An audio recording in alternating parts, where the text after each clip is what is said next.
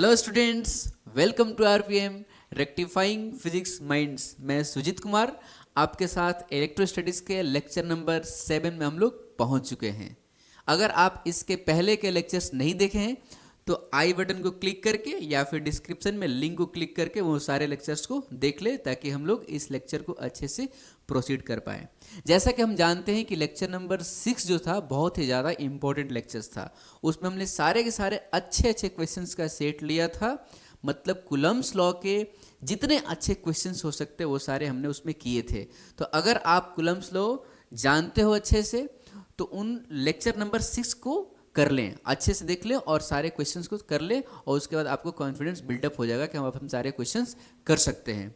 तो बेसिकली इस लेक्चर में यानी लेक्चर नंबर 7 में हम लोग पढ़ने वाले हैं electric field and motion of charge particle inside electric field. मतलब हम लोग इसमें इलेक्ट्रिक फील्ड को डिफाइंड करेंगे, इलेक्ट्रिक फील्ड के फील को समझेंगे एग्जैक्टली ये होता क्या है। सो get ready with full energy, with full excitement, let's start. तो इस लेक्चर में हम लोग सबसे पहले देखेंगे क्या, फील्ड मेथड देखेंगे, ठीक है ना। जैसा कि हमने स्टार्ट किया था इलेक्ट्रिकल इंटरैक्शन, तो इलेक्ट्रिकल इंटरैक्शन में हमने इलेक्ट्रिकल इंटरैक्शन को बोला था कि दो मेथड्स इसको डील करते हैं। सबसे पहला मेथड क्या था, फोर्स मेथड। फोर्स मेथड में हम लोगों ने क्या पढ़ा, पूरा कूलम्ब्स लॉ पढ़ा और प्रिंसिपल ऑफ सुपरपोजिशन पढ़ा है ना। और इस लेक्चर में हम लोग क्या देख रहे हैं, फील्ड मेथड। मतलब हम लोग इलेक्ट्रिकल इंटरैक्शन को ही डील कर रहे हैं। उस टाइम हमने डील किया किससे, फोर्स मेथड से, जिसमें कूलम्ब्स लॉ और प्रिंसिपल ऑफ सुपरपोजिशन के हेल्प से हमने उसको डील किया। इसमें हम लोग डील करेंगे फील्ड मेथड से। तो फील्ड मेथड में हम लोग बेसिकली क्या पढ़ते हैं, पहले हम लोग तो क्या पढ़ते हैं, इलेक्ट्रिक फील्ड क्या होता है। देखो इसमें लिखा गया है कि that portion of space where a charge particle experiences an electric force is called electric field. In this method, we assume that space near a charged particle exerts an electric force on the charge। ठीक है, कहा कि electric force अगर charge पे लगता है किसी space में, अगर मान लो ये स्पेस है एक, ठीक है ना, रूम है, क्लासरूम है, इसमें अगर यहाँ पे चार्ज पार्टिकल रखा हुआ है, यहाँ पे क्या रखा है जी, चार्ज पार्टिकल रखा है, और इस चार्ज पार्टिकल पर अगर इलेक्ट्रिक फोर्स लगता है तो हम बोलेंगे ओ ये स्पेस क्या है, इलेक्ट्रिक फील्ड है। बात है समझ में ना। हमने बोला कि किसी भी स्पेस में अगर वहाँ पे charge particle electric force experience कर रहा है तो हम बोलेंगे कि वो जो स्पेस है, वो जो रूम है, वो जो फील्ड है, वो क्या कहलाएगा, इलेक्ट्रिक फील्ड कहलाएगा। ठीक है ना, कोई भी रूम हो, ठीक है ना, कोई भी जगह हो, किसी भी फील्ड में अगर हमने ये चार्ज पार्टिकल इसको रख दिया और इस पर अगर इलेक्ट्रिक फोर्स लग रहा है तो ये क्या कहलाएगा, इलेक्ट्रिक फील्ड कहलाएगा। ये स्पेस, इस स्पेस में मैंने यहाँ पे रखा, यहाँ पे रखा, कहीं भी रख रहा हूँ तो इस पर क्या लग रहा है, इलेक्ट्रिक फोर्स लग रहा है ना। तो हम बोलेंगे ये पूरा स्पेस क्या है, पूरा रूम क्या है, इलेक्ट्रिक फील्ड से भरा हुआ। मतलब ये जो फील्ड है ये इलेक्ट्रिक फील्ड है, ठीक है ना। अब देखो इलेक्ट्रिक फील्ड को हम लोग डील कैसे करते हैं, तो इलेक्ट्रिक फील्ड को डील करने के लिए दो फिजिकल क्वांटिटीज़ का हम लोग क्या लेते हैं, हेल्प लेते हैं, ठीक है ना। ठीक है, पहला फिजिकल क्वांटिटी क्या है, इलेक्ट्रिक फील्ड इंटेंसिटी है। पहला क्या है जी, इलेक्ट्रिक फील्ड इंटेंसिटी, और दूसरा क्या है, इलेक्ट्रिक पोटेंशियल है। ठीक है, तो सबसे पहले तो हम लोग इलेक्ट्रिक फील्ड इंटेंसिटी देखेंगे, उसके बाद ही हम लोग क्या देखेंगे, इलेक्ट्रिक पोटेंशियल देखेंगे। ठीक है, पहले इसको अच्छे से हम लोग कंप्लीट करेंगे। ठीक है, तो ये जो हमने बताया कि कोई फील्ड होगा जहाँ पे फोर्स लग रहा होगा, इलेक्ट्रिक फोर्स किसी चार्ज पे, तो हम लोग बोलेंगे वो इलेक्ट्रिक फील्ड है। तो जस्ट मैंने इसको थोड़ा सा समझने के लिए, बेसिक ज्ञान के लिए बताया। ठीक है, चलो इसको ऐसा करते हैं, एक बार फील लेते हैं, अच्छे से महसूस करते हैं कि एग्जैक्टली ये होता क्या है, एक छोटा सा एग्जाम्पल देके। ठीक है, तो इसके लिए आप पहले इसको पॉज करके आप लिख लो, फिर मैं आपको एग्जाम्पल बताता हूँ। तो एग्जाम्पल है, देखिए अच्छे से, मान लीजिए यहाँ पे सोल्जर है कोई, सोल्जर मतलब जी सैनिक, जवान, है ना, हाँ समझ तो गए। अब देखो यहाँ पे ये खड़ा है, क्या लेके, बंदूक लेके, ठीक है ना, बंदूक लेके खड़ा है, और ये जो है ना फायर कर रहा है 180 डिग्री पे। 180 डिग्री फायर करने का मतलब क्या हुआ, ऐसे लिया और यहाँ से स्टार्ट किया, है ना, ऐसे ऐसे फायर कर रहा है। ठीक है ना, मतलब इधर की तरफ नहीं घूम रहा, बस यहाँ से ऐसे ऐसे फायर कर रहा है। कहने का मतलब ये है कि हो सकता है कि ये क्या है, उसका बॉर्डर है ना, इधर अपना देश है, इधर दुश्मनों का देश है, तो इधर की तरफ फायर कर रहे हैं ऐसे। ठीक है ना, तो उसकी गोली जो होगी कुछ यूँ इस तरह की निकल रही होगी, ऐसे ऐसे निकल रही होगी।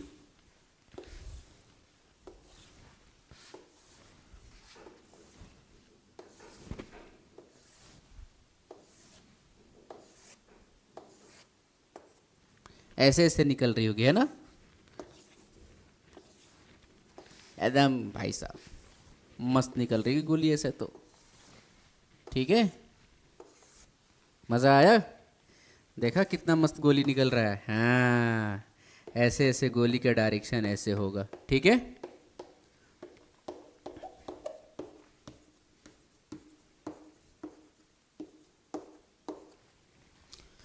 ऐसे गोली निकल रही होगी, ये फायर कर रहा है ऐसे। ठीक है ना। अब देखो बात ये है, अब यहाँ पे हम लोग को समझने वाली चीज़ ये है, मान लो आप कि ऐसे फायर कर रहा है, ऐसे ऐसे फायर कर रहा है, ठीक है ना।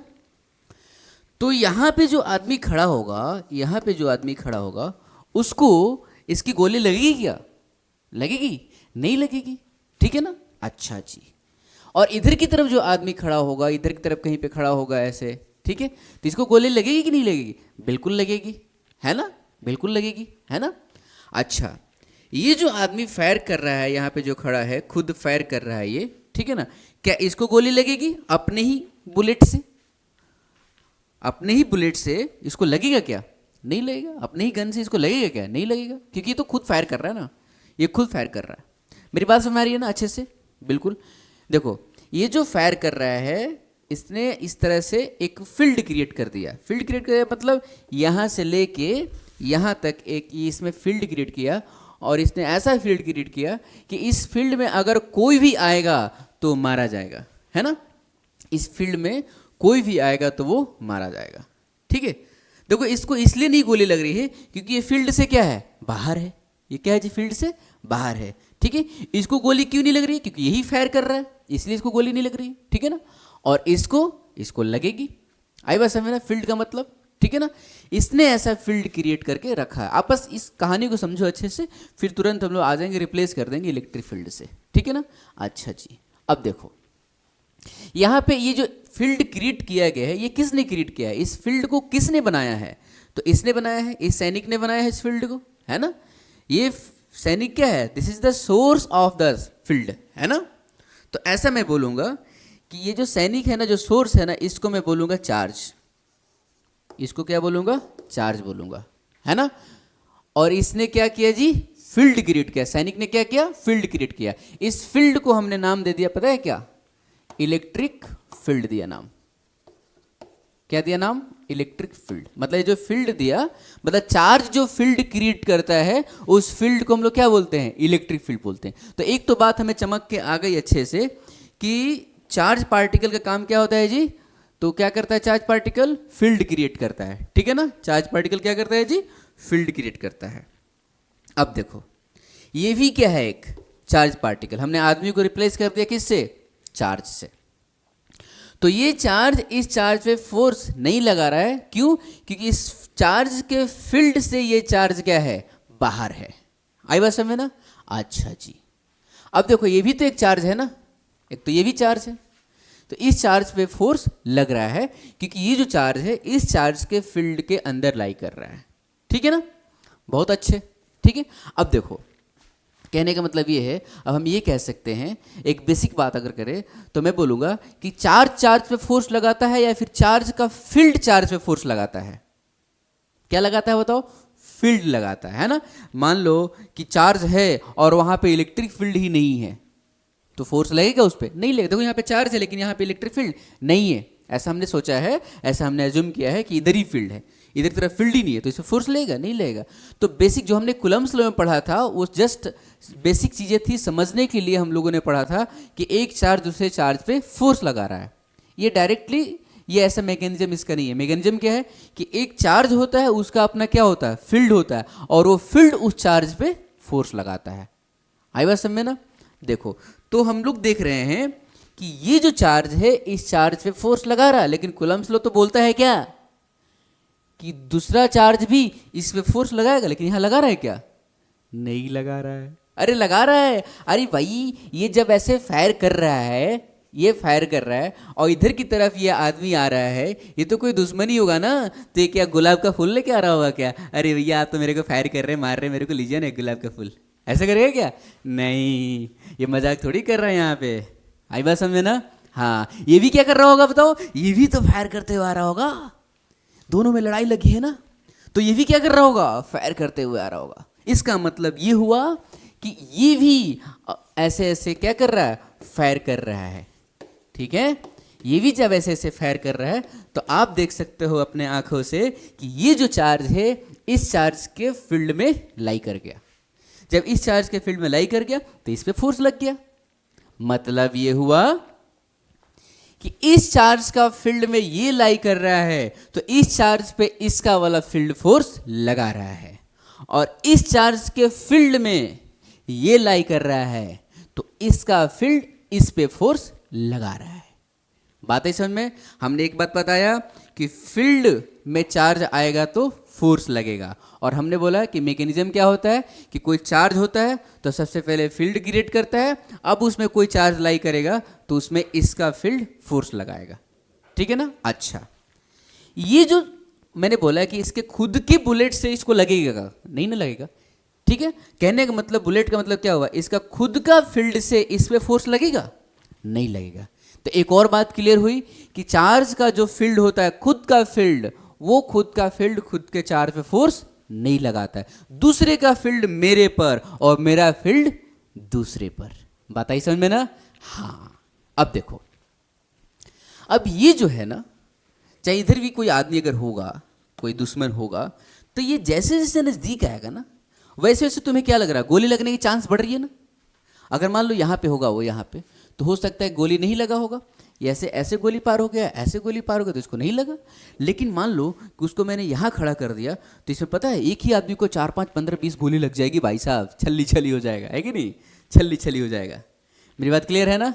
कहने का मतलब ये है कि जब ऐसे ऐसे क्लोज आ रहा है चार्ज का तो कुछ तो ऐसी क्वांटिटी है जो बढ़ रही है, कुछ तो ऐसी क्वांटिटी है जो बढ़ रही है। वो क्या बढ़ रहा है? इसका जो इफेक्ट इसने जो क्रिएट करके रखा है ना, ये जो इफेक्ट क्रिएट करके रखा है वो इफेक्ट इसके क्लोज में क्या हो रहा है, बढ़ रहा है। ये जब आदमी इधर की तरफ आ रहा है तो गोली लगने की चांस क्या हो रही है, बढ़ रहा है ना? कह सकते हैं कि इसका जो इफेक्ट है जो फील्ड का है ना, ये फील्ड कितना स्ट्रांग है, फील्ड कितना वीक है ना, वो बात बता रहा है किससे, डिस्टेंस से। आप ऐसे इसके क्लोज आ रहे हो तो ये फील्ड का स्ट्रेंथ क्या हो रहा है, स्ट्रांग हो रहा है। आई बात समझ में ना?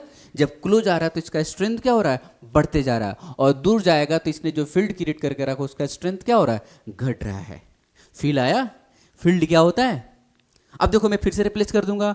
कोई चार्ज है, जब नज़दीक में रहेगा कोई चार्ज तो उसका स्ट्रेंथ बहुत ही ज़्यादा है तो उस पर ज़्यादा फोर्स लेगा, और दूर होगा तो कम फोर्स लेगा। अरे वही तो कूलम्ब्स लॉ में पढ़ा था कि स्क्वायर ऑफ डिस्टेंस का क्या होता है, इनवर्सली प्रोपोर्शनल होता है ना? सारा का सारा रीजन यहाँ पे है, मैकेनिज्म सारा चीज़ यहाँ पे है। ठीक है ना? अगर चार्ज नज़दीक रहता तो हम लोग बोलते हैं ना फोर्स ज़्यादा लगता है, मतलब नज़दीक में इसने जो फील्ड क्रिएट कर रखा है तो फील्ड का जो स्ट्रेंथ होता है ना वो काफ़ी स्ट्रांग होता है, जिसके कारण फोर्स भी क्या होता है, स्ट्रांग होता है। और दूरी में क्या होता है जी, उसका फील्ड स्ट्रेंथ क्या होता है, डिक्रीज कर जाता है, इसलिए फोर्स भी क्या होता है, कम लगता है। मतलब कि कोई भी चार्ज होगा तो अपना कुछ ऐसी चीज़ें क्रिएट करके रखा है, मतलब ऐसी चीज़ें मतलब इलेक्ट्रिक फील्ड क्रिएट करके रखा है, जिस फील्ड में कोई और आएगा तो वो भाई साहब मारा जाएगा। मारा जाएगा मतलब या तो रिपेल होगा या तो अट्रैक्ट होगा। हम सब भी अपना अपना फील्ड क्रिएट करके रखते हैं, है कि नहीं? मेरा भी फील्ड है, मेरा भी फील्ड है इतना दूरी में, बहुत सारा दूरी में। इस फील्ड में कोई भी आएगा तो अट्रैक्ट हो सकता है भाई साहब, समझ रहे हो ना? हाँ, तुम्हें तो बहुत समझ में आ रहा है, मुझे भी समझ में आ रहा है। तुम्हारा भी कुछ फील्ड होगा, उस फील्ड में भी कोई लाई करेगा तो अट्रैक्ट हो जा रहा होगा, है कि नहीं? और किसी किसी का फील्ड इतना स्ट्रांग होता है कि एकदम बहुत दूरी से भी क्या कर लेता है, अट्रैक्ट कर लेता है ना? और किसी किसी का फील्ड इतना कमज़ोर होता है कि थोड़ा नज़दीक जाते तो भी अट्रैक्शन कम कम होता है ना? सारी चीज़ें हैं, सारी चीज़ें वही हैं जो तुम समझ रहे हो। ठीक है ना? चलो इसमें तो अगर कुछ लिखने लायक है तो लिख लो आप इसको, फिर रिप्लेस करते हैं हम लोग क्या है। ठीक है? तो अभी हमने पढ़ा कि इलेक्ट्रिक फील्ड जो होता है कौन क्रिएट करता है, चार्ज क्रिएट करता है। चार्ज इलेक्ट्रिक फील्ड क्रिएट करता है, और इलेक्ट्रिक फील्ड का जो स्ट्रेंथ होता है वो डिस्टेंस के साथ क्या होता है, डिक्रीज होता है। और जो स्ट्रेंथ होता है ना उसी को हम लोग क्या बोलते हैं बताओ, इंटेंसिटी। इंटेंसिटी तो आप जानते होंगे, इंटेंसिटी क्या होता है, किसी चीज़ का है ना वैल्यू कितना है ना? जैसे मान लो हम लोग लाइट की इंटेंसिटी की बात करें तो हम लोग बोलते हैं कि अगर लाइट का नज़दीक में हम जाएंगे तो हम लोग क्या देखते हैं, ज़्यादा ब्राइटनेस देखते हैं, हम लोग बोलते हैं कि इंटेंसिटी यहाँ पे ज़्यादा है। और जैसे जैसे दूर जाते हैं तो हम लोग क्या बोलते हैं, इंटेंसिटी क्या हो रहा है, घट रहा है। ठीक है। तो वही इंटेंसिटी टर्म यहाँ भी अटैच किया गया है कि फील्ड स्ट्रेंथ अगर डिक्रीज हो रहा है, इसका मतलब क्या डिक्रीज हो रहा है, इंटेंसिटी डिक्रीज हो रहा है। तो हम लोग इसमें सिंपल इंटेंसिटी नहीं बोलने के जगह क्या बोलते हैं, इलेक्ट्रिक फील्ड इंटेंसिटी कहते हैं। ठीक है, तो हम लोग को पढ़ना क्या है जी, electric field intensity.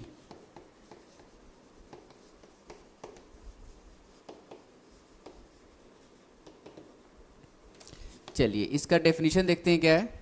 This is physical vector quantity which N multiplied with charge place at a point gives the electric force acting on the charge. ठीक है, हम लोग मैथमेटिकली ऐसे कह सकते हैं, मैथमेटिकली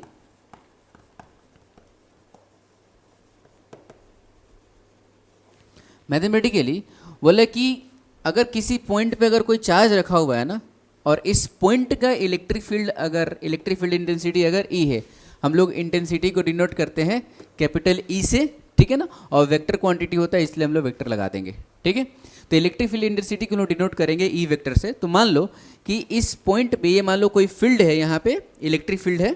ठीक है, अब इलेक्ट्रिक फील्ड में ये कोई चार्ज क्यू रखा गया है। ठीक है, और इस क्यू चार्ज पे फोर्स निकल जाएगा अगर इस पॉइंट पे जो इलेक्ट्रिक फील्ड इंटेंसिटी है ना, इन दोनों क्या करते हैं, मल्टीप्लाई करते हैं। मतलब बोला है कि ये फिजिकल वेक्टर क्वांटिटी होता है, ठीक है ना, जिसको मल्टीप्लाई करेंगे किसके साथ, चार्ज के साथ, तो क्या दे देगा जी, इलेक्ट्रिक फोर्स दे देगा। मतलब इस पॉइंट पे अगर इंटेंसिटी अगर ई है, इस पॉइंट पे अगर इंटेंसिटी ई है और इसको अगर आप क्यू से मल्टीप्लाई कर देते हो तो ये क्या मिल जाएगा, हम लोगों को फोर्स मिल जाएगा। ठीक है ना, और ये वेक्टर क्वांटिटी है इसलिए हमें ऐसे लिखना चाहिए। तो मैथमेटिकली हम लोग बोलते हैं F equals to what, Q V बोलते हैं। ठीक है ना, अब देखो तुम बोलो कि यहाँ पे चार्ज है तो फोर्स इलेक्ट्रिक फील्ड इंटेंसिटी कहाँ से है, एक ही तो चार्ज है ना। डेफिनेटली ये कहीं ना कहीं अगल बगल कोई ना कोई चार्ज होगा जिसके कारण यहाँ पे फील्ड होगा। ठीक है, यहाँ पे कोई ना कोई फील्ड होगा, और वो फील्ड में जो इलेक्ट्रिक फील्ड इंटेंसिटी जो हमने बात की, इलेक्ट्रिक फील्ड का स्ट्रेंथ का, इलेक्ट्रिक फील्ड का स्ट्रेंथ ही क्या होता है, इलेक्ट्रिक फील्ड इंटेंसिटी कहलाता है। ठीक है ना, तो स्ट्रेंथ यहाँ पे क्या है, ई है, और स्ट्रेंथ को अगर आप चार्ज से मल्टीप्लाई करते हो तो क्या मिल जाता है जी, फोर्स मिल जाता है उस पर। ठीक है ना, अब देखो इसको और भी हम लोग कैसे डिफाइन कर सकते हैं, हम लोग बोल सकते हैं कि इलेक्ट्रिक फील्ड इंटेंसिटी वो क्वांटिटी है, क्या क्वांटिटी है जी, तो फोर्स ऑन 1 कूलम चार्ज, या फिर ऐसे कैसे ई इक्वल्स टू क्या कह सकते हैं, एफ बाई क्यू कह सकते हैं ना, एफ बाई क्यू। हम कह सकते हैं जी कि electric field intensity is force per unit charge. अगर ये कोई इलेक्ट्रिक फील्ड है, ये वाला क्या है जी, इलेक्ट्रिक फील्ड है, और इलेक्ट्रिक फील्ड है तो मुझे पता करना है कि इलेक्ट्रिक फील्ड है ना, तो इस पॉइंट पे इंटेंसिटी क्या है, तो ऐसा करो आप यहाँ पे 1 कूलम का चार्ज रख दो और इस पर आप फोर्स निकाल लो। जो फोर्स होगा वही क्या होगा, इंटेंसिटी होगा। देखो इसमें अगर Q को अगर हम 1 रख दिए, if Q is what 1, then force equals to क्या हो जाएगा, इंटेंसिटी हो जाएगा। इफ Q 1 कूलम अगर हो जाएगा तो फोर्स क्या हो जाएगा, इंटेंसिटी हो जाएगा। तो किसी भी फील्ड में अगर हमें इंटेंसिटी के वैल्यू पता करना है तो हम क्या करेंगे, किसी भी फील्ड में मान लो ये फील्ड है और इस पॉइंट पे इंटेंसिटी का वैल्यू पता करना है, तो इस पॉइंट पे हम लोग क्या करेंगे, 1 कूलम का चार्ज रख देंगे। ठीक है, और इस 1 कूलम चार्ज पे क्या कर लेंगे, इलेक्ट्रिक फोर्स निकाल लेंगे। और इलेक्ट्रिक फोर्स कैसे निकालेंगे, तो कूलम्स लॉ से निकाल लेंगे। कूलम्स लॉ में मैंने बताया है इलेक्ट्रिक फोर्स कैसे निकालते हैं, तो 1 कूलम के चार्ज पे जो इलेक्ट्रिक फोर्स होता है उस पॉइंट पे इलेक्ट्रिक फील्ड का इंटेंसिटी वही होता है। ठीक है ना, चलो आप इसको लिख लो।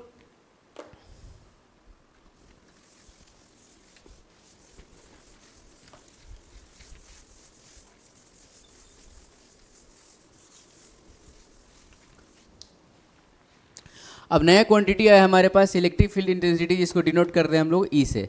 जब जब हमें नई क्वांटिटी मिलेगी तो उस नई क्वांटिटी का यूनिट, डायमेंशन और नेचर सारी चीज़ें देखेंगे हम लोग। ठीक है ना, अब देखो यूनिट देखना हम लोगों को, तो यूनिट क्या होगा, देखो हमने क्या दिया, एफ इक्वल्स टू क्या लिखा, क्यू ही लिखा ना। ठीक है, और ई क्या लिखा जी, एफ बाई क्यू लिखा। तो इलेक्ट्रिक फील्ड का जो यूनिट होगा वो क्या हो जाएगा, फोर्स का न्यूटन और चार्ज का कूलम, तो हम कह सकते हैं न्यूटन पर कूलम। ठीक है ना, या फिर हम लोग कह सकते हैं क्या, ऐसे लिख सकते हैं। अच्छा, डायमेंशन लिखना होगा तो ई का डायमेंशनल फॉर्मूला, तो डायमेंशनल फॉर्मूला निकाल लो आप। ई का डायमेंशनल फॉर्मूला लिखो, तो एफ का क्या लिखोगे, M L T minus 2। F का डायमेंशनल फॉर्मूला क्या होता है, M L T minus 2 divided by Q. Q क्या होता है, आई टी होता है ना, आई इंटू टी। क्यू तो आई टी होता है ना, हाँ क्यू क्या होता है, आई टी होता है। तो इसको हम लोग क्या लिख सकते हैं, M L T minus three I minus one. कुछ लोग आई की जगह क्या लगाते हैं, ए भी लगाते हैं, एम्पियर भी लगाते हैं। तो उन लोग के लिए डायमेंशन फॉर्मूला क्या हो जाएगा जी, M L T minus three I minus sorry A minus one. आई बस समझ में ना, तो हम लोग लिख सकते हैं M L T minus three I minus one या फिर ए माइनस वन, ठीक है ना। ये डायमेंशन फॉर्मूला हो गया। और नेचर क्या होता है जी इसका, अच्छा होता है खराब होता है, अच्छा खराब वाला नेचर नहीं है ना, नेचर मतलब स्केलर है या फिर ये क्या है, वेक्टर है, ठीक है ना।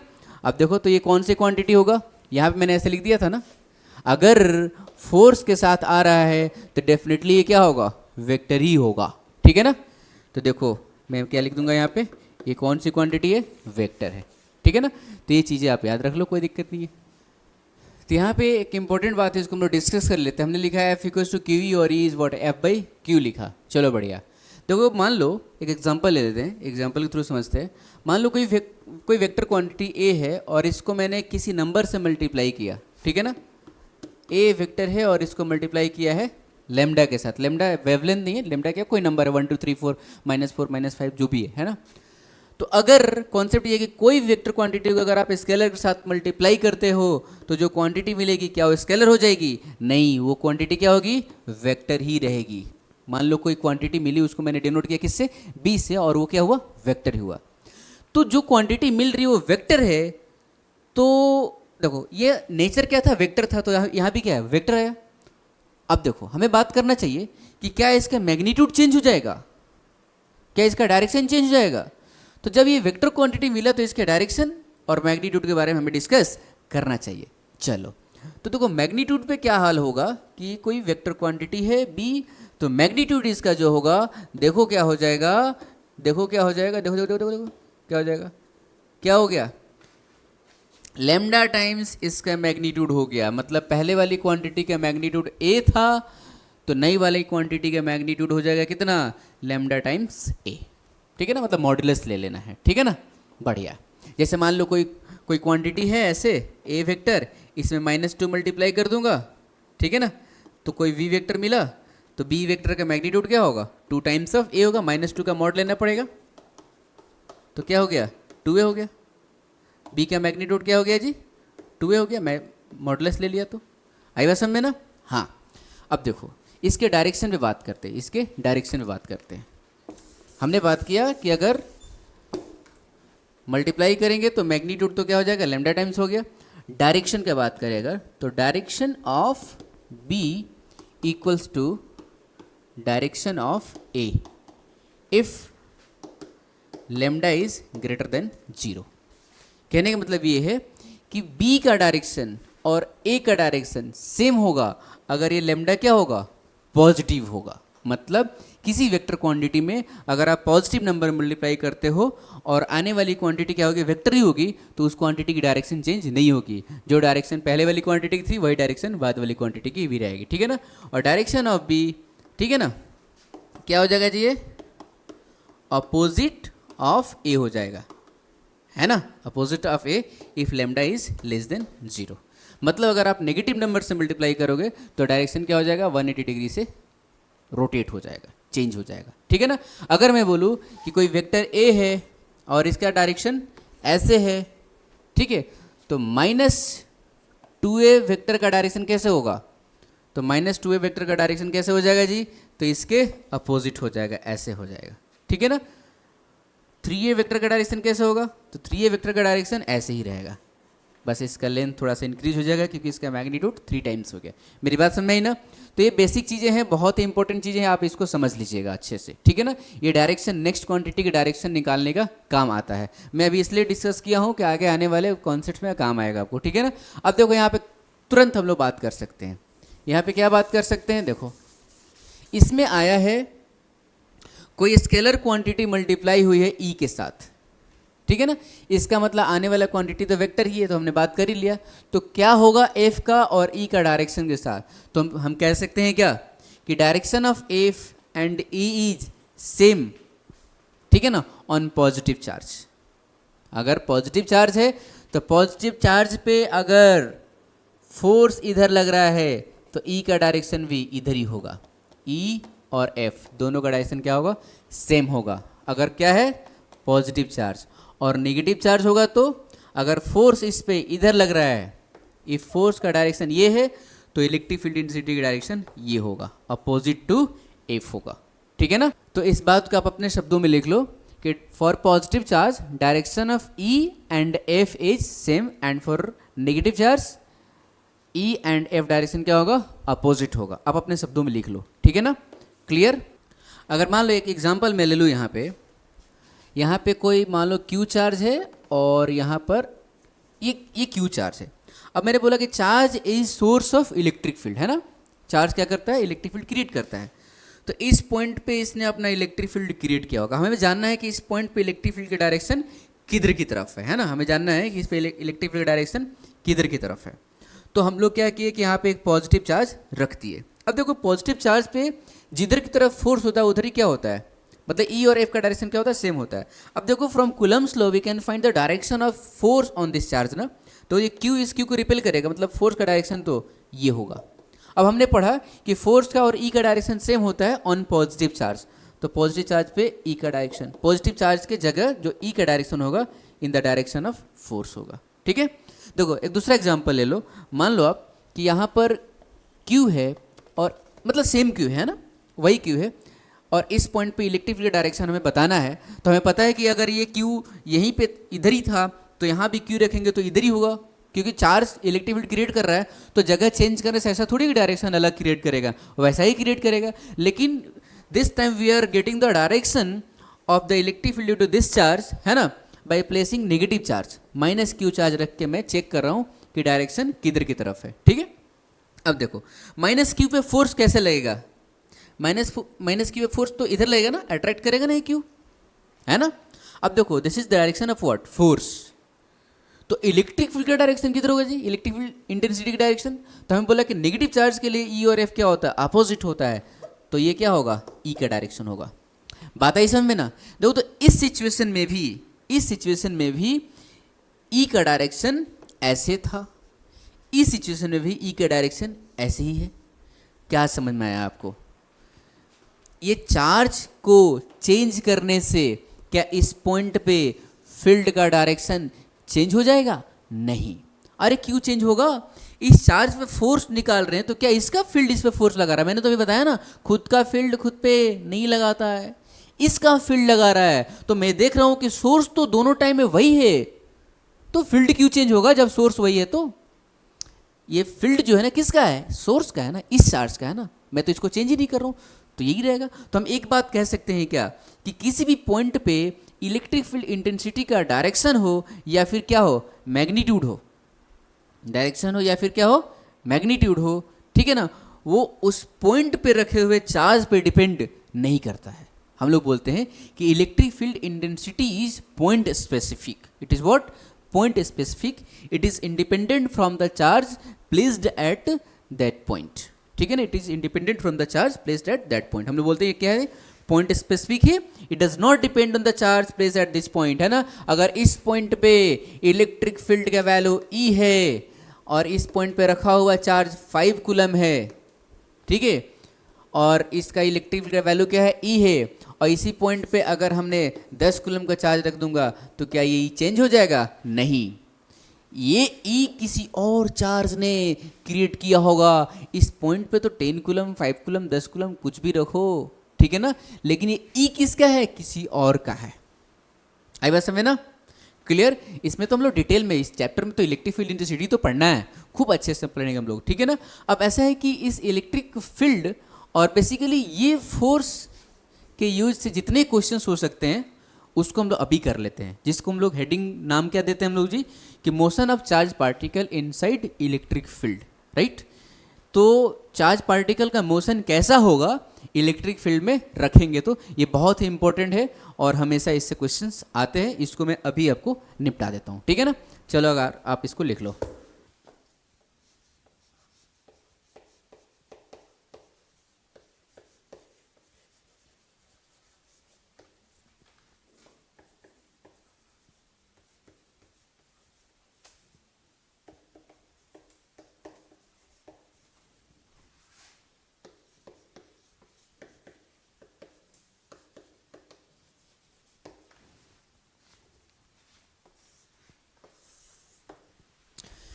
तो हम लोग इसमें पढ़ रहे हैं अभी motion of charge particle inside electric field. ठीक है, इनसाइड इलेक्ट्रिक फील्ड में चार्ज पार्टिकल का मोशन किस टाइप का होगा। ठीक है ना, सिंपल सी बात है। हम लोग थोड़ा थोड़ा बेसिक बातें देख लेते हैं। मान लो इलेक्ट्रिक फील्ड का डायरेक्शन इधर की तरफ है और यहाँ पे अगर हम लोग इलेक्ट्रॉन रिलीज करते हैं, मतलब इलेक्ट्रॉन को छोड़ देते हैं, तो किधर की तरफ वो मूव करेगा, तो जिधर की तरफ फोर्स लग रहा होगा। जैसे मान लो कि मैं इसको यहाँ से अगर रिलीज करूँगा, रिलीज किया तो किधर की तरफ मूव किया, तो जिधर की तरफ फोर्स लगा, इसमें फोर्स नीचे की तरफ लगा, इसलिए नीचे की तरफ मूव करना स्टार्ट कर देगा। तो कभी भी अगर हम इलेक्ट्रॉन इलेक्ट्रिक फील्ड में छोड़ रहे हैं तो उस पर फोर्स किधर लगेगा जी, तो देखो इलेक्ट्रिक फील्ड का डायरेक्शन तो इधर की तरफ है ना, तो इलेक्ट्रॉन क्योंकि ये नेगेटिव चार्ज है ना, ये तो कैसा चार्ज है, नेगेटिव चार्ज है, तो ऑन नेगेटिव चार्ज फोर्स किधर लगता है, तो अपोजिट टू इलेक्ट्रिक फील्ड, मतलब इसमें फोर्स लगेगा इधर की तरफ और इधर की तरफ मूव करना स्टार्ट कर देगा। आई बात समझ में ना। वही इलेक्ट्रिक फील्ड इधर ही था, लेकिन हमने क्या छोड़ा, कोई पॉजिटिव चार्ज छोड़ा। ठीक है ना, तो पॉजिटिव चार्ज में फोर्स किधर लगेगा, इधर लगेगा, तो इधर की तरफ मूव करेगा। ये बेसिक बातें हैं, आई बात समझ में ना। इलेक्ट्रिक फील्ड जिधर रहेगा उधर ही पॉजिटिव चार्ज मूव करता है, और इलेक्ट्रिक फील्ड जिधर रहता है उसके अपोजिट में नेगेटिव चार्ज मूव करता है, ये आपको याद रखना है। ठीक है, अब देखो मान लो कोई चार्ज अगर मैंने छोड़ा था और ये चार्ज कितना था, Q था। ठीक है ना, तो Q था तो इस पर फोर्स कितना लगता, F इक्वल टू QV लगता, और जो चार्ज छोड़ा था Q ना, उसका मास m था मान लो। ठीक है, तो इस पे एक्सेलरेशन कितना आता है बताओ, तो QE बाई कितना आता, m आता है एक्सेलरेशन। अब देखो इस केस में हम लोग बेसिकली क्या पढ़ेंगे ना, इलेक्ट्रिक फील्ड क्या रहेगा, वैरी नहीं करेगा, कांस्टेंट इलेक्ट्रिक फील्ड होगा। ठीक है ना, कांस्टेंट बोले तो इसमें एक टर्म आता है uniform electric field. Uniform electric field का मतलब ये होता है कि इलेक्ट्रिक फील्ड का मैग्नीट्यूड हर जगह क्या रहेगा, सेम रहेगा, और डायरेक्शन भी हर जगह सेम रहेगा। हालांकि इसको हम लोग डिटेल में देखेंगे, लेकिन थोड़ा सा बता देता हूँ मैं यहाँ पे आपको यूनिफॉर्म इलेक्ट्रिक फील्ड के बारे में। मतलब इस पॉइंट पे इलेक्ट्रिक फील्ड का डायरेक्शन इधर की तरफ है, इस पॉइंट पे इलेक्ट्रिक फील्ड का डायरेक्शन इधर की तरफ है, इस पॉइंट पे इधर की तरफ है। हर पॉइंट पे डायरेक्शन क्या है, सेम है, और हर पॉइंट पे इलेक्ट्रिक फील्ड का मैग्नीट्यूड क्या है, सेम है। मान लो इलेक्ट्रिक फील्ड का मैग्नीट्यूड जो है ना, वो है 2 न्यूटन पर कूलम। ठीक है ना, मैग्नीट्यूड कितना है, 2 न्यूटन पर कूलम है। ठीक है, न्यूटन पर कूलम इसका क्या होता है, यूनिट होता है ना। तो इस पॉइंट पर भी इलेक्ट्रिक फील्ड क्या है, 2 ही है। हर पॉइंट पे क्या है, 2 2 2 2, और हर पॉइंट पर डायरेक्शन किधर की तरफ है, इधर की तरफ है ना। तो हम बोलेंगे कि ये जो फील्ड है ना, ये कैसा इलेक्ट्रिक फील्ड है जी, यूनिफॉर्म इलेक्ट्रिक फील्ड है। ठीक है ना, बढ़िया। तो हम लोग बेसिकली इस केस में अभी हम लोग, ठीक है ना, यूनिफॉर्म इलेक्ट्रिक फील्ड में ही चार्ज अभी मूव करेगा। ठीक है ना, नॉन यूनिफॉर्म इलेक्ट्रिक फील्ड तब आएगा जब हम लोग इलेक्ट्रिक फील्ड का कैलकुलेशन करेंगे हम लोग डिफरेंट डिफरेंट चार्ज सिस्टम के लिए। ठीक है, तभी हम लोग चार्ज का मोशन देखेंगे कैसा फील्ड में, यूनिफॉर्म इलेक्ट्रिक फील्ड में। ठीक है, तो देखो अगर यूनिफॉर्म इलेक्ट्रिक फील्ड है तो ई क्या है, कांस्टेंट है ना, बहुत अच्छे, ई तो कांस्टेंट है। अच्छा, इसमें हम लोग देख रहे हैं कि चार्ज क्यू है और मास क्या है, एम है इसका। इसका मतलब एक्सीलरेशन इसका क्या हो गया जी, एक्सीलरेशन क्या हुआ, कांस्टेंट हो गया। ये तो मेरी बात समझ में आई क्या, कांस्टेंट हो गया। देखो मैं कुछ अलग नहीं पढ़ा रहा हूं आपको। अब ये चार्ज जो है इलेक्ट्रिक फील्ड में मोशन करेगा, और वो कैसा मोशन करेगा, कांस्टेंट एक्सीलरेशन वाला मोशन करेगा। और कांस्टेंट एक्सीलरेशन मोशन वाला क्या कहते हैं जी हम लोग उसको, यूनिफॉर्मली एक्सीलरेटेड मोशन, है ना, यूनिफॉर्मली एक्सीलरेटेड मोशन। उसमें जितने भी इक्वेशंस आपके आते हैं ना, जो आपने कैनेमेटिक्स में पढ़ा होगा, है ना, S equal to U T plus half T square, V square equal to U square plus 2as, है ना, V equal to U plus A T, ये सारे इक्वेशंस अप्लाइड होंगे। मतलब कुल मिला के कहानी ये है कि इसमें कुछ भी आपको नया नहीं है, वो पूरा का पूरा आपको काइनेमेटिक्स का दिमाग यहाँ पे लगा देना है। ठीक है ना, 1 डायमेंशन हो या फिर 2 डायमेंशन हो। ठीक है ना, 2 डायमेंशन में अगर आप प्रोजेक्टाइल मोशन पढ़ते हो तो उसमें क्या लिखते हो आप, जी लिखते हो एक्सीलरेशन के वैल्यू। ठीक है, तो भी क्या है, कांस्टेंट एक्सीलरेशन का ही तो केस है ना। यहाँ भी क्या है, देखो यहाँ भी क्या है, एक्सीलरेशन कांस्टेंट है, तो यहाँ भी कांस्टेंट एक्सीलरेशन का केस है। तो प्रोजेक्टाइल मोशन तो तब पढ़ते हैं ना जब कुछ एंगल बना के हम लोग थ्रो करते हैं।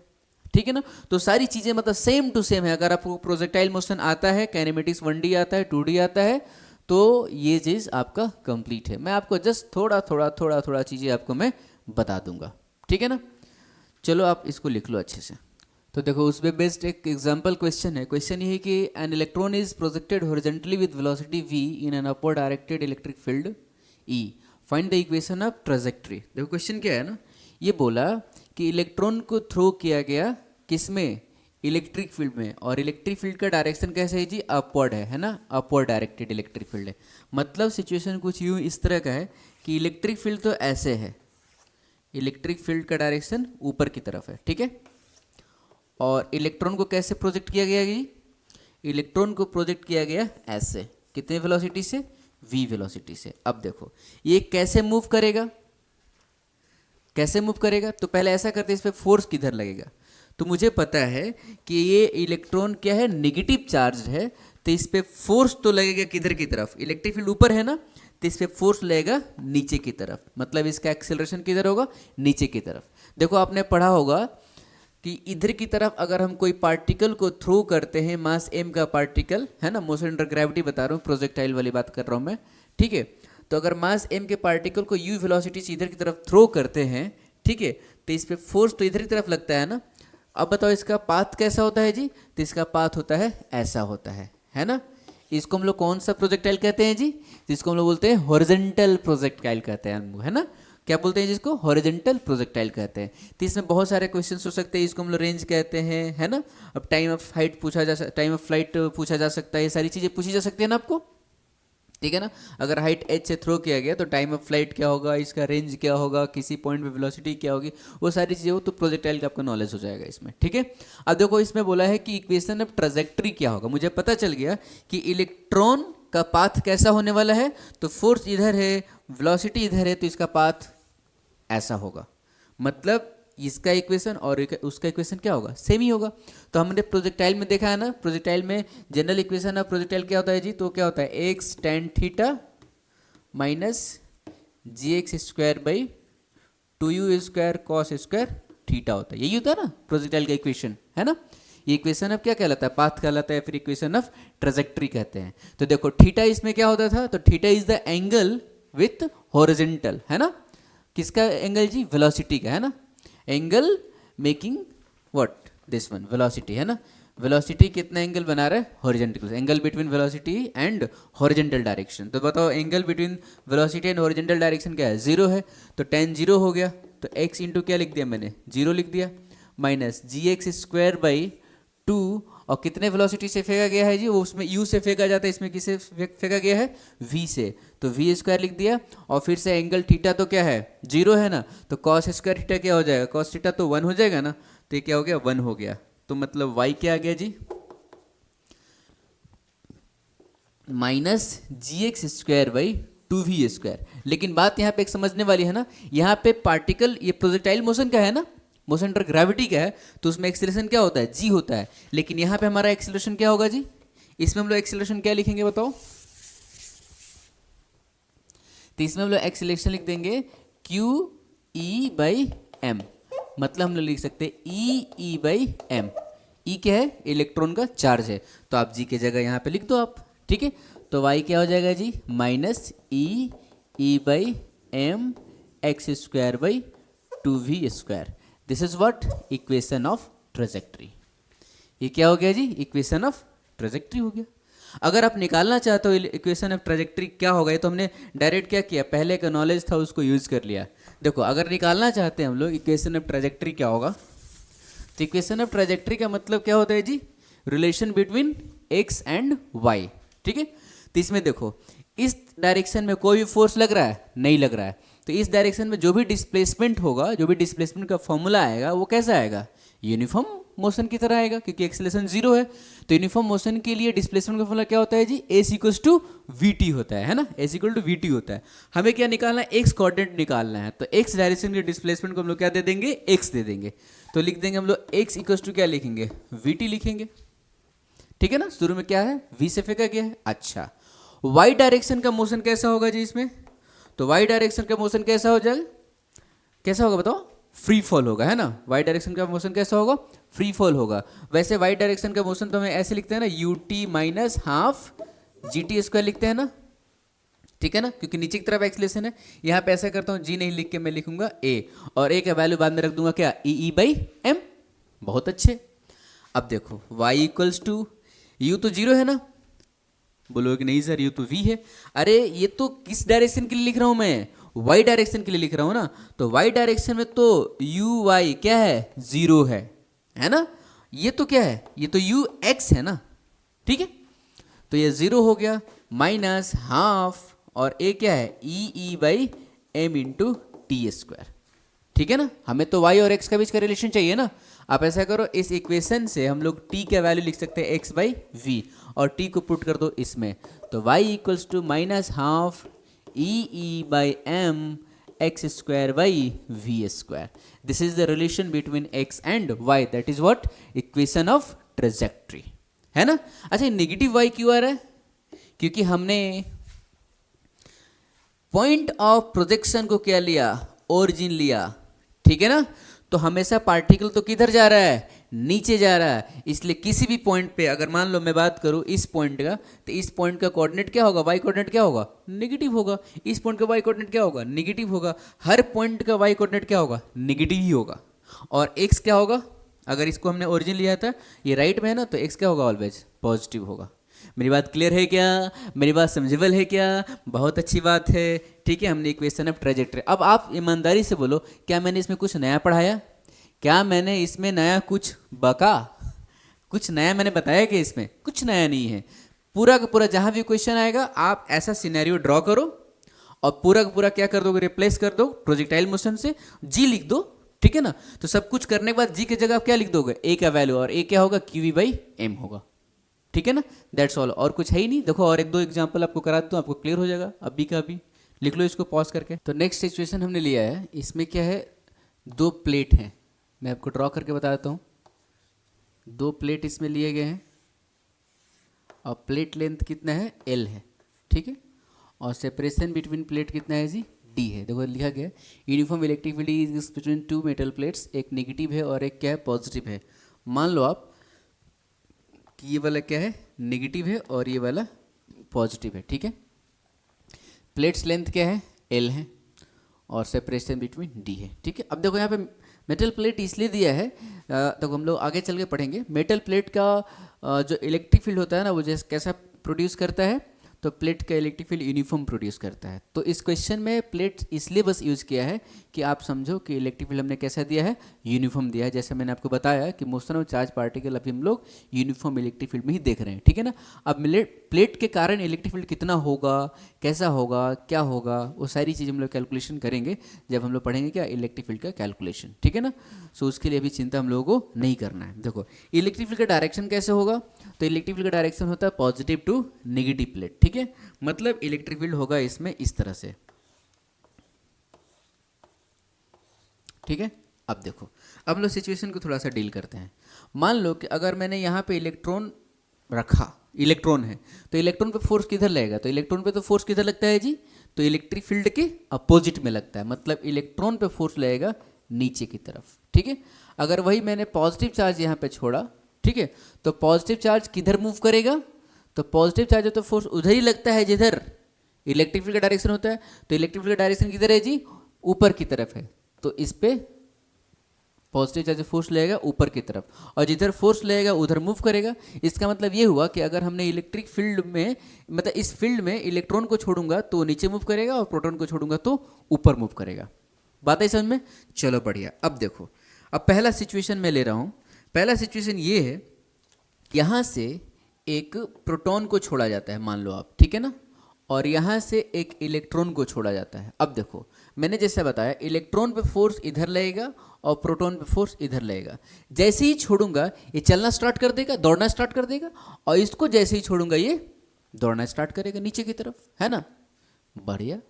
अब देखो मेरा क्वेश्चन ये है, सबसे पहले तो क्वेश्चन ये है कि अगर हमने इलेक्ट्रॉन को यहाँ से छोड़ा है, इलेक्ट्रॉन को अगर हमने रिलीज किया है, तो कितने टाइम बाद इस प्लेट को ये स्ट्राइक करेगा, कितने टाइम बाद इस प्लेट को स्ट्राइक करेगा। देखो इसको रिलेट करते हैं हम लोग थोड़ा सा प्रोजेक्टाइल मोशन के साथ, ठीक है। जैसे मान लो कि एच हाइट है, एच हाइट से इलेक्ट्रॉन को हमने क्या किया, एच हाइट से चाहे मान लो किसी पार्टिकल को हमने क्या किया, रिलीज किया, मतलब इसकी इनिशियल वेलोसिटी क्या, 0 है, ठीक है।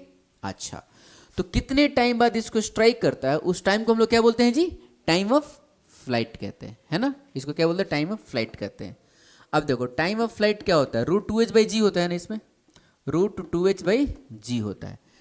डेफिनेटली यहाँ भी क्या है, इनिशियल वेलोसिटी क्या है, यहाँ पे 0 है, और ये इधर की तरफ मूव करना स्टार्ट कर रहा है। जैसे वहाँ भी पार्टिकल को रिलीज कर रहे हैं, तो इधर की तरफ मूव करना स्टार्ट कर रहा है, ठीक है।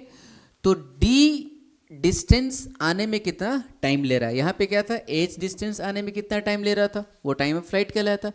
यहाँ भी हम लोग कह सकते हैं कि ये यहाँ से यहाँ पे स्ट्राइक, हम ये कह सकते हैं कि यहाँ से डी डिस्टेंस के बाद हम लोग क्या किए, रिलीज किए। तो डी डिस्टेंस मतलब यहाँ पे कवर, यहाँ पे इसको आने में कितना टाइम लगेगा, that will be what, time of flight. उसी के जैसा अब देखो, इसमें भी लोग टाइम ऑफ फ्लाइट लिख सकते हैं √2h/g। तो h की जगह क्या लिखेंगे हम लोग, d लिख देंगे, और g की जगह क्या लिखेंगे, a लिखेंगे। और a का वैल्यू क्या होता है जी, QE/m होता है, जैसा कि मैंने आपको बताया है। तो यहाँ पे क्या हो जाएगा, EE/m हो जाएगा। ठीक है, तो हम लोग टाइम ऑफ फ्लाइट क्या लिख देंगे बताओ, √2d/EE/m, that will be what, time of flight. ठीक है ना। तो टाइम ऑफ फ्लाइट हमने लिखा उसके जैसा ना, इस टाइप का हमने रिलेट किया इसके साथ, तो हमने डायरेक्ट लिख दिया। अगर आप काइनेमेटिक्स यूज करोगे तो वहाँ से भी लिख सकते हो। इसके लिए इनिशियल वेलोसिटी क्या लिख दोगे आप, 0 लिख दोगे, है ना, लिख लो। इनिशियल वेलोसिटी क्या है, 0 है। एक्सीलरेशन E/m है, ठीक है। और s क्या है, d है। तो कितना टाइम लगेगा d डिस्टेंस को कवर करने के लिए, तो d इक्वल्स टू, हम लोग कौन सा इक्वेशन यूज करेंगे, s इक्वल्स टू हाफ, है ना, ut plus half t square. तो ut, u तो 0 है ना, तो 0 into T plus half, a is what, E/m into what, T square. मान लो t टाइम में कवर कर रहा है, तो यहाँ पे t क्या हो जाएगा, देख लो, 2dm/EE आ गया रूट में।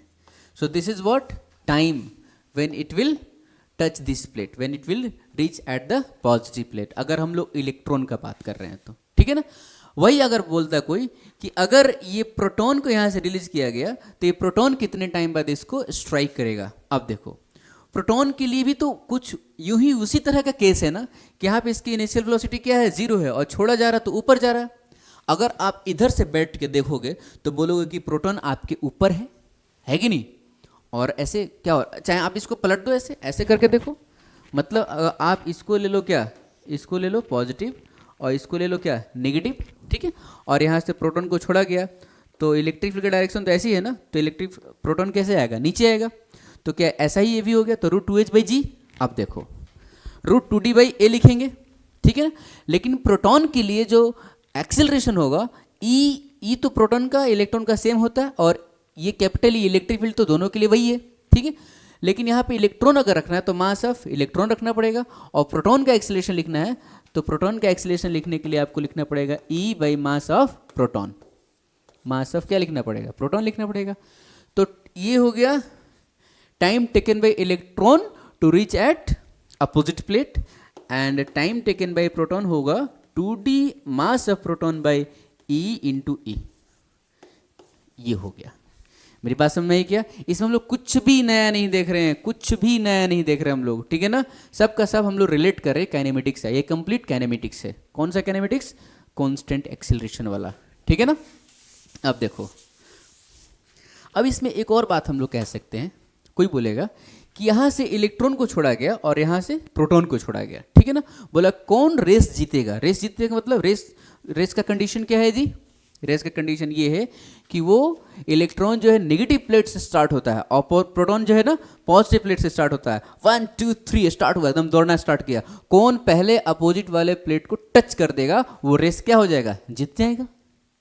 तो पहले कौन टच करेगा, जिसको पहुंचने में कम टाइम लगेगा, है कि नहीं, जिसको पहुंचने में कम टाइम लगेगा वो रेस जीतेगा भाई साहब। तो देख लो, इलेक्ट्रॉन को पहुंचने में इतना टाइम लग रहा है, प्रोटॉन को पहुंचने में इतना टाइम लग रहा है। अब देखो अलग अलग चीजें क्या हैं, देखो 2DEE तो सेम ही है ना।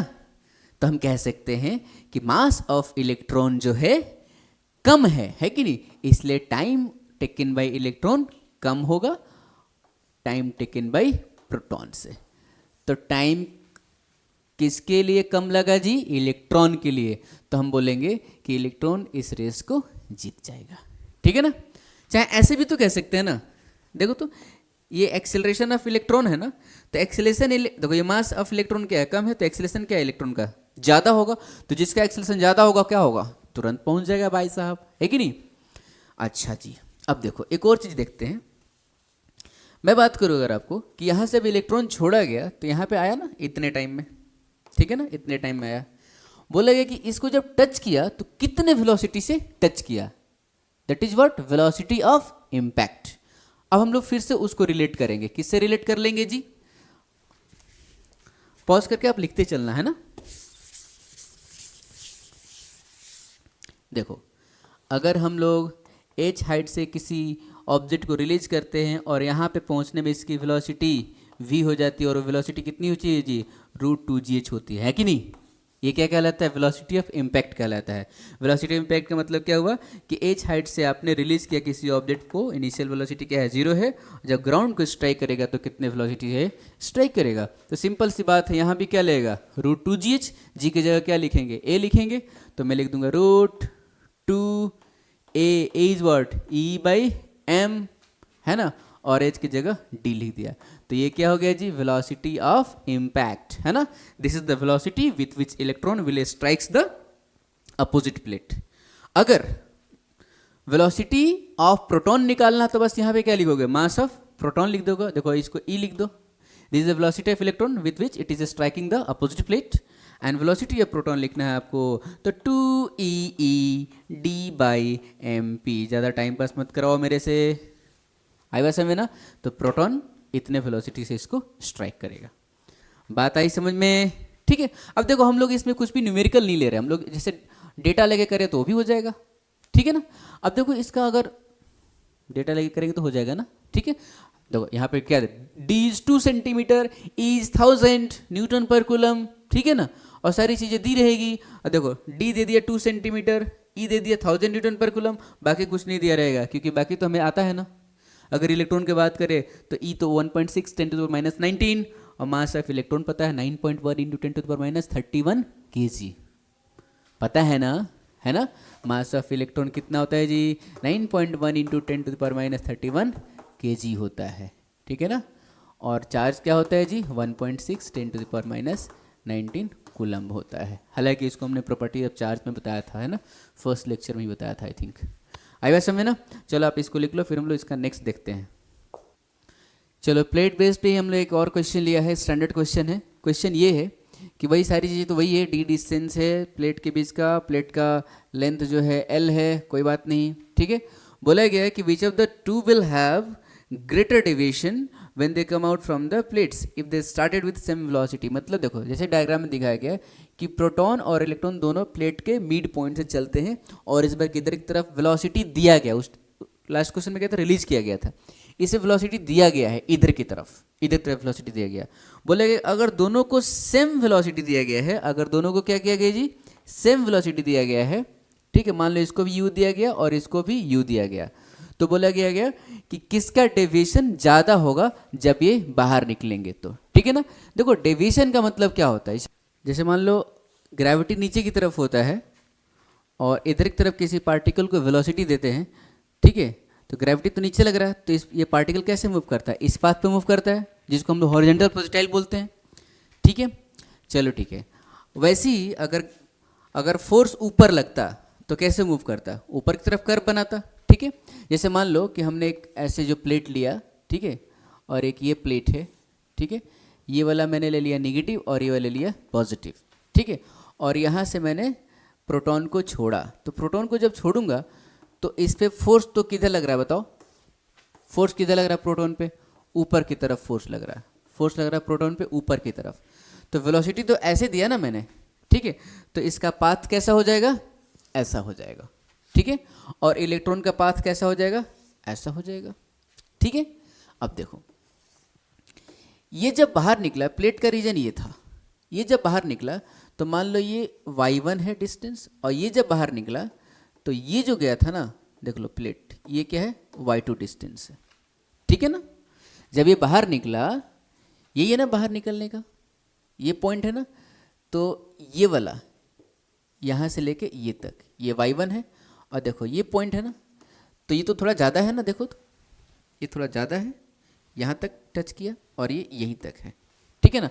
तो जब बाहर निकला तो ये y में जो डिस्प्लेसमेंट कवर किया प्रोटॉन ने, ये प्रोटॉन ने जो कवर किया y1 किया, और ये इलेक्ट्रॉन ने जो कवर किया y2 किया। अब देखो डेविएशन का मतलब क्या होता है, तो डेविएशन का मतलब ये होता है कि angle between initial velocity and final velocity. देखो इनिशियली ये इधर की तरफ जा रहा था, ठीक है ना, यहाँ से स्टार्ट हुआ था।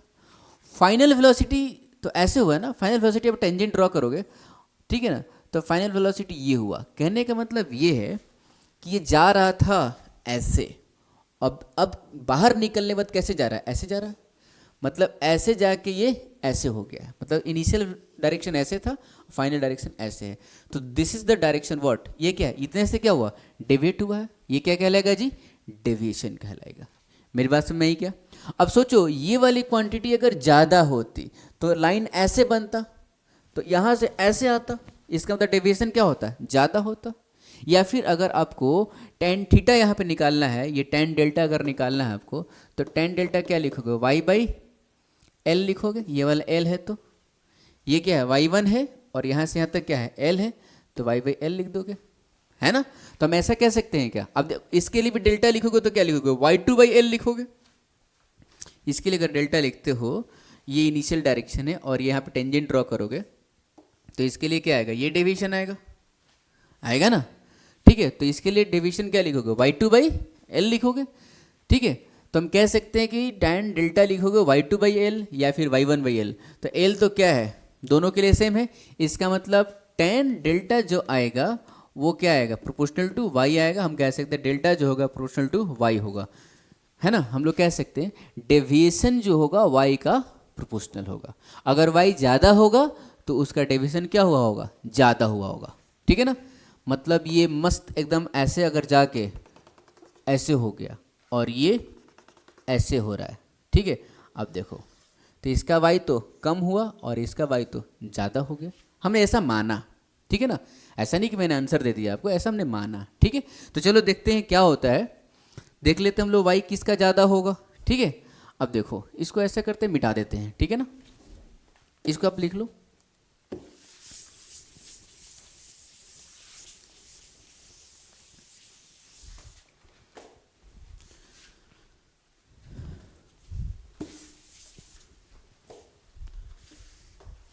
देखो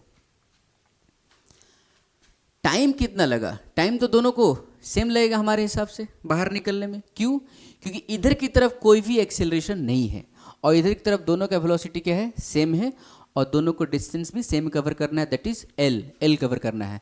तो एल इक्वल्स टू क्या लिख देंगे, यू इंटू टी लिख देंगे, क्योंकि यूनिफॉर्म मोशन होगा इस डायरेक्शन में। तो हमने टाइम निकाले, time will be L by you, मतलब इतने टाइम बाद इलेक्ट्रॉन भी बाहर निकल जाएगा और इतने ही टाइम बाद प्रोटॉन भी बाहर निकल जाएगा, ठीक है। अच्छा अगर वाई डायरेक्शन की बात करूँ तो वाई में तो हम लोग क्या लिखते हैं बताओ, वाई ओनली फॉर हम लोग वाई अगर लिख रहे हैं तो हमें लिखना चाहिए यू वाई टी, है ना, minus half G T square लिखते हैं ना, तो minus half A T square लिखेंगे, और वो ए क्या होगा, क्यू ई बाई एम होगा, तो minus half E by M into T square. अब देखो यू वाई तो दोनों का जीरो है ना, इस डायरेक्शन में किसी को भी वेलोसिटी नहीं दिया गया है, तो मैं लिख देता हूँ वाई विल बी, ये तो जीरो हो गया, Y will be minus half E by M into, और टी के वैल्यू रख दूंगा एल बाई यू स्क्वायर हो गया, ठीक है ना।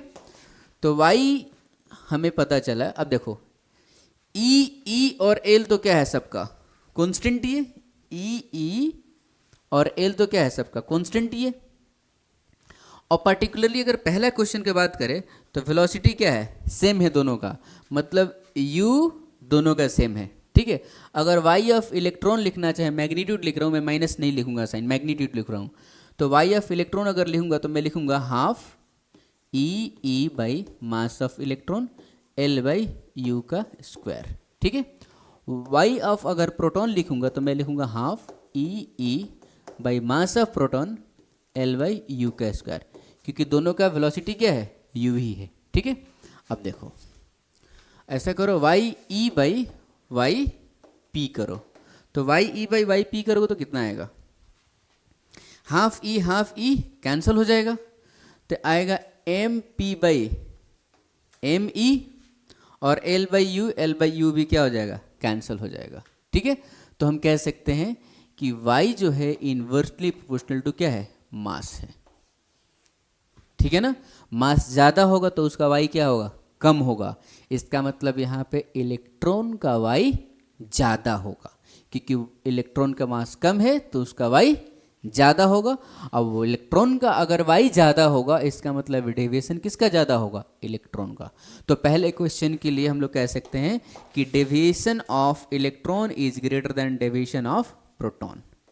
देखो एक और कॉज हम लोग दे सकते हैं। कॉज ये है कि हमने पढ़ा था कि इलेक्ट्रॉन का जो एक्सीलरेशन है E/m है, अब प्रोटॉन के एक्सीलरेशन से क्या है, ज़्यादा है, और ये एक्सीलरेशन किस डायरेक्शन में लग रहा है? वाई डायरेक्शन में। तो वाई डायरेक्शन में वेलोसिटी की भी क्या होगी? ज़्यादा होगी, तो ज़्यादा घूमेगा इधर की तरफ, तो ज़्यादा घूमेगा तो उसका डेविएशन क्या होगा? ज़्यादा होगा। तो चलो हम लोग नेक्स्ट करते हैं सेम इनिशियल काइनेटिक एनर्जी जब थ्रो किया गया है, ठीक है ना। जैसे कि हम लोगों को वेलोसिटी जब दिया गया था ना सेम, तो हमने y लिखा था वेलोसिटी के टर्म में और फिर हमने कंपेयर कर लिया था, ठीक है ना। अब हम लोग क्या करेंगे ना कि y को ही लिखेंगे काइनेटिक एनर्जी के टर्म में, ठीक है ना। तो कुल मिला के हम लोग को फिर से y लिखना है काइनेटिक एनर्जी के टर्म में, ठीक है ना। ऐसा करो, इसको आप लिख लो, फिर हम लोग करते हैं, ठीक है ना। तो देखो निकालना तो y ही है, जैसा कि हमने निकाला था अभी y की -12 AT² T आया था L/U, ठीक है। अब देखो YE के लिए ऐसा लिखा था, YP के लिए ऐसा लिखा था।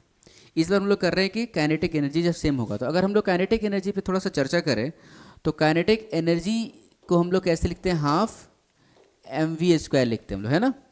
थोड़ा अच्छे से लिख देता हूँ। काइनेटिक एनर्जी जो होगा ½ mv² होगा, ठीक है ना।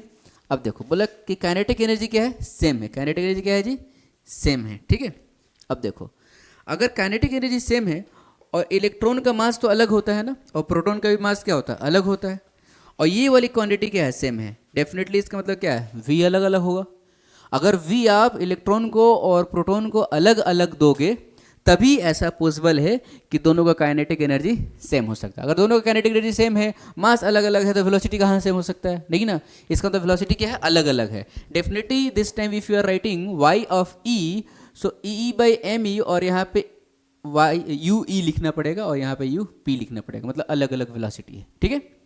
देखो अगर हम लोग YE/yp निकालते हैं, ठीक है, YE/yp, तो YE/yp क्या होगा? देखो YE का इन्वर्सली प्रोपोर्शनल लेना ME और UE, तो यहाँ पे ऊपर आ जाएगा, नहीं तो MP UP का स्क्वायर बाई ME UV का स्क्वायर होगा। आई बात समझ में ना। देखो काइनेटिक एनर्जी लिखते हैं हम लोग, काइनेटिक एनर्जी टर्म में YE/yp लिख रहे हैं, तो YE/yp हम लोग लिख सकते हैं, ऐसा करते हैं हाफ से मल्टीप्लाई कर देते हैं इसमें, ठीक है। तो ½ MP UP का square divided by ½ ME UV का स्क्वायर लिख सकते हैं हम लोग, है ना। तो अब हम लोग लिख सकते हैं YE/yp इक्वल्स टू, ये क्या होगा? क्या ये काइनेटिक एनर्जी ऑफ प्रोटॉन हो जाएगा?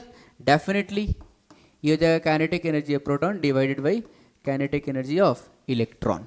लेकिन काइनेटिक एनर्जी ऑफ प्रोटॉन और काइनेटिक एनर्जी ऑफ इलेक्ट्रॉन इस क्वेश्चन में दिया हुआ है क्या है? ये सेम है, ठीक है ना। इस क्वेश्चन में काइनेटिक एनर्जी ऑफ इलेक्ट्रॉन और काइनेटिक एनर्जी ऑफ प्रोटॉन क्या है जी? सेम है। इसका मतलब कि YE/yp ये क्या हो जाएगा? 1 हो जाएगा। इसका मतलब YE इक्वल्स टू YP हो जाएगा। इसका मतलब क्या हुआ जी? मतलब deviation of electron, deviation of proton क्या होगा? सेम होगा। आई बात समझ में ना। इलेक्ट्रॉन का डेविएशन और प्रोटॉन का डेविएशन क्या होगा? इस बार सेम होगा। If you are projecting the electron and proton with same kinetic energy, ठीक है ना। क्योंकि हमने डेविएशन देखा कि y का प्रोपोर्शनल होता है, y ज़्यादा होगा तो डेविएशन ज़्यादा होगा, इसमें y दोनों का सेम आया, इसलिए डेविएशन भी क्या होगा? सेम होगा। चलो अगर हम लोग बात करते हैं सेम मोमेंटम के लिए, ठीक है, तो सेम मोमेंटम के लिए अगर बात करना है ना, तो यहीं से हम लोग अपना काम कर सकते हैं, ठीक है। आप इसको ऐसा करो, लिख लो। तो देखो हम लोग काइनेटिक एनर्जी को P²/2m लिखते हैं ना। P क्या है? मोमेंटम है, लिखते हैं ना हम लोग। तो kinetic energy equals to ½ mv² होता है, ठीक है। तो आप ऐसा करो, इसमें ½ mv² लिख दो बाई m से डिवाइड कर दो, तो हो गया ना, यहाँ पे एम स्क्वायर वी स्क्वायर तो है ही, यहाँ पे एम स्क्वायर होगा तो एम से डिवाइड कर दिया तो बैलेंस हो गया। अब हम लिख सकते हैं हाफ, और ये क्या होगा पी स्क्वायर बाई एम। तो काइनेटिक एनर्जी को हम लोग ऐसे लिख सकते हैं, सिंपल, ठीक है।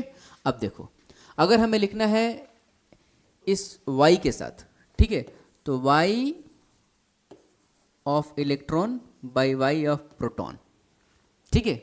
यहाँ पे क्या है, काइनेटिक एनर्जी ऑफ क्या है, प्रोटॉन है ना, तो मैं लिखूंगा kinetic energy of proton p के टर्म में।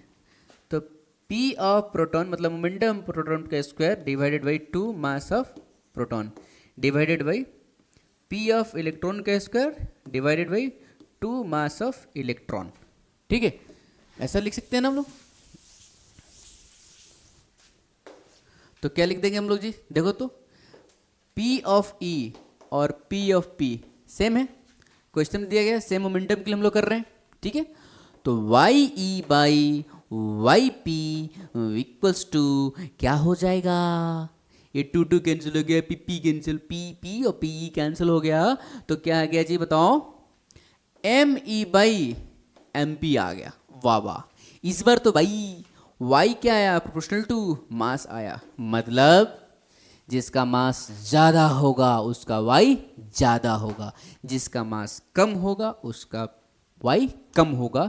मतलब इलेक्ट्रॉन का मास कम है तो इसका वाई कम होगा, तो इसका डेविएशन भी कम होगा। वाह, कह सकते हैं कि deviation of electron deviation of proton में कंपेयर करेंगे तो डेविएशन ऑफ प्रोटॉन ज़्यादा हो जाएगा डेविएशन ऑफ इलेक्ट्रॉन से।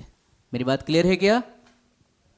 इसको आप खूब अच्छे से इस क्वेश्चंस को आप फिर से दोबारा कर लेना, बहुत ही अच्छा रहेगा, क्योंकि इसमें हमने सारा चीज़ डील कर दिया है ना।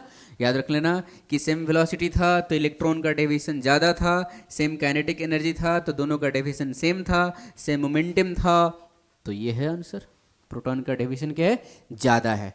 चलो लिख लो इसको। तो लेक्चर नंबर 7 हम लोगों को यहीं पे एंड होता है।